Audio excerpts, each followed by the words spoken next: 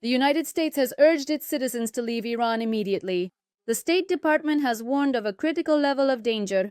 In a statement published on the website of the U.S. Embassy in Iran, it is noted that Americans must organize their own evacuation and should not rely on support from the U.S. government.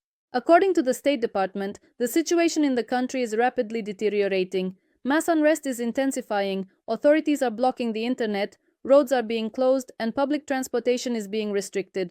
U.S. citizens who are unable to leave Iran are advised to find a safe shelter, avoid publicity, prepare supplies of water, food, and medicine, and have alternative means of communication due to the complete shutdown of the internet.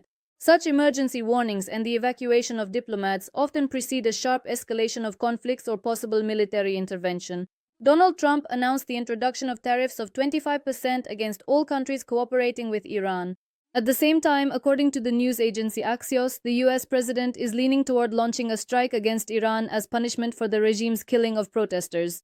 According to the Harana Group, at least 500 people may have died in Iran as a result of anti-government protests. The human rights group, which is based in the U.S., provided this data, citing information received from activists both inside Iran and abroad. Ukrainian President Volodymyr Zelenskyy called on the world to take action to help Iranians hold those responsible for what Iran has become accountable. According to the Ukrainian leader, what is happening in Iran, the large-scale protests and in fact an uprising, is a clear signal that the situation in Russia will not become any easier. Every decent person on this planet sincerely wants the people of Iran to finally be freed from the current regime, which has brought so much harm to Ukraine and other countries. The High Representative of the European Union for Foreign Affairs, Kaja Kallas, has officially declared her readiness to propose a new package of restrictive sanctions against Iran, due to the government's increasingly harsh crackdown on peaceful protesters. Against the backdrop of protests in Iran, the heir to the Iranian throne, Reza Pahlavi, announced the beginning of a new phase of the national uprising aimed at overthrowing the regime of the Islamic Republic. On his page on the social network X, he stated that the Iranian people have shaken the foundations of the illegitimate Islamic Republic through mass demonstrations across the country. Now I am announcing the start of a new phase of the national uprising with the goal of overthrowing the Islamic Republic and restoring our beloved Iran. Pahlavi called all institutions responsible for regime propaganda and the shutdown of communications legitimate targets. He also appealed to members of the security forces, urging them to side with the people and stop killing civilians.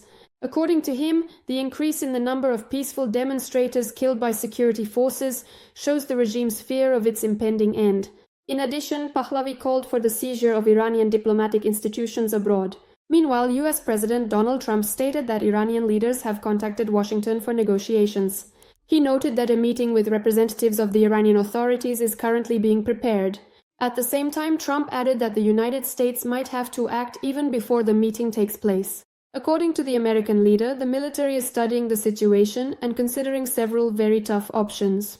Notably, while protests are taking place in Iran, large-scale naval exercises are being held in South Africa with the participation of BRICS partnerships, China, Russia, and Iran. Meanwhile, Bloomberg has written about possible scenarios for the development of events in Iran. According to the journalists, there are three possible outcomes of the protests. The first is a military coup by the Islamic Revolutionary Guard Corps. The second is the disintegration of the country. And the third is chaos similar to the Arab Spring.